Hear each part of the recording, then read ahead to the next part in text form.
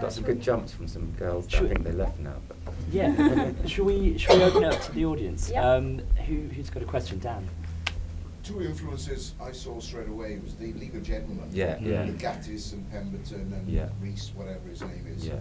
But also, one of my favourite films is the John Landis film, American Werewolf in London. Yeah, yeah. Where they all walk into that pub Yeah. and everything stops. Yeah.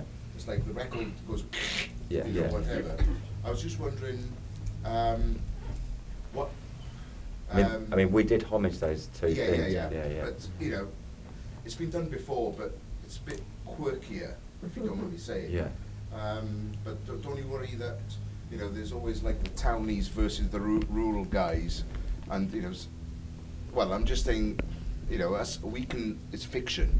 Yeah. But are you sort of enforcing the stereotypes of local people and whatever, you know? I don't think so. I mean, like initially when we announced the project, the mayor of Thirsk was quite funny. He was saying, you know, he'd heard that we were doing this film called Inbred in Thirsk, and he looked at my old films and he wasn't that impressed. And, and I think he put out a quote that was saying, you know, that if you know these people are going to come to our town and represent us like people that don't want outsiders here, and so we don't want those people here.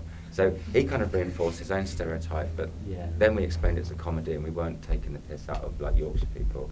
It's not a documentary. I mean, this is what we're trying to point out. It's like the Texas Chainsaw Massacre thing. So it is, you know, it is supposed to be like really over the top, and we're not trying to reinforce any kind of stereotypes in a way, but we like the way people can read into, you know, what they want. But with the American Werewolf homage, I watched American Werewolf a couple of times just to kind of get that right when they walked in. There's a bit in American Werewolf, I think, when they first speak to the landlady, and she just turns away. So that's a bit of him to turn away. Any other questions?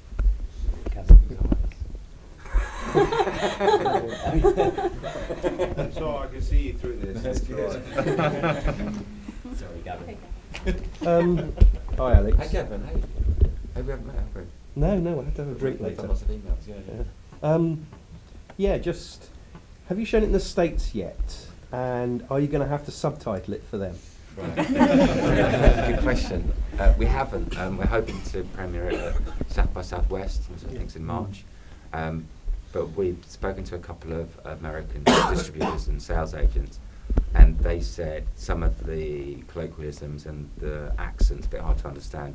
Would I consider getting the actors back and change some of the dialogue? And I said no. And I said, as far as we're concerned, the story's understandable. Just if you don't understand like the odd word, you know, like numpty foot pig or something, you know, you can still understand the plot. And they were okay with that, so we're not going to subtitle it for the Yanks. Did you like it, by the way? I did, yes. Okay, I mean, it's not a sort of profound change your life film, No, but no. it's a lot of giggles. It's supposed to be like pure Yeah. entertainment. You know, so. Another question as well, with the graveyard of trains, Oh yeah.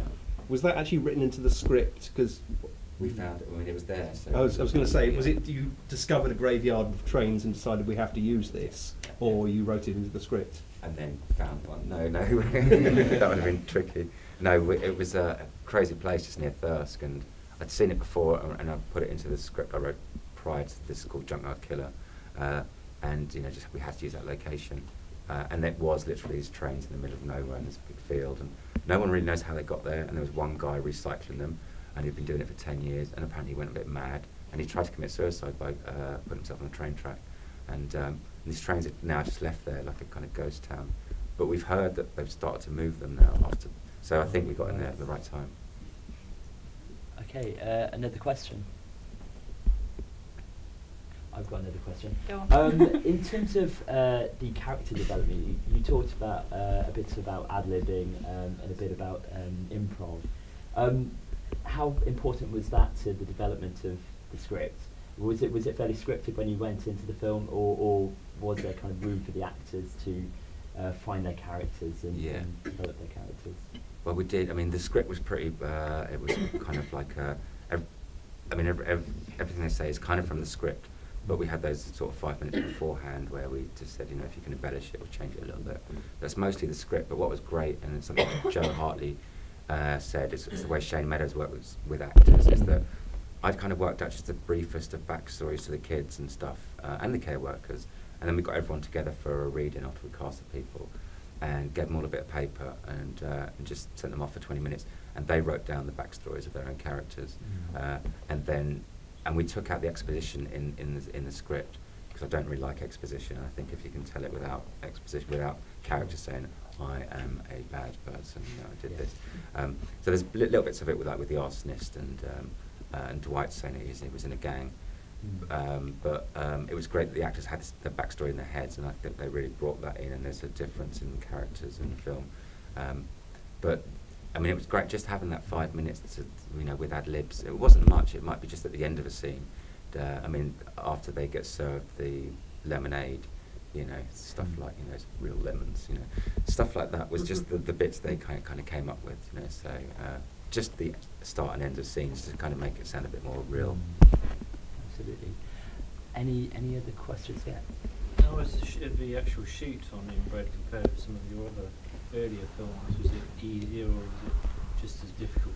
It was, well, yeah, the other ones were really difficult. I think I must have learnt a lot, because this one was actually, it was still difficult, because making a kind of lower budget film is always going to be difficult. But it went smoothly, and it was the first time that we stuck to 12-hour days, you know, because on my last films we were just, we were working like 16-hour days, and after a while everyone just gets burnt out. But we stuck to 12-hour days, and we did it in 4 weeks, and we were kind of very regimental about it. And because we'd done the gore and the splatter stuff before, and we knew that kind of takes time. This is what, you know, we work with composite effects, so pretty much everything you see was actually filmed, but not necessarily at the same time. So, you know, we'd film blood in front of a green screen, and we'd film a horse, and we'd film a bloke, and we'd put it all together, and it made everything like quite quick to shoot. So it was a really enjoyable shoot, and it was, I think, easier than my other stuff. I think that's from like learning, you know, trial and error, I think.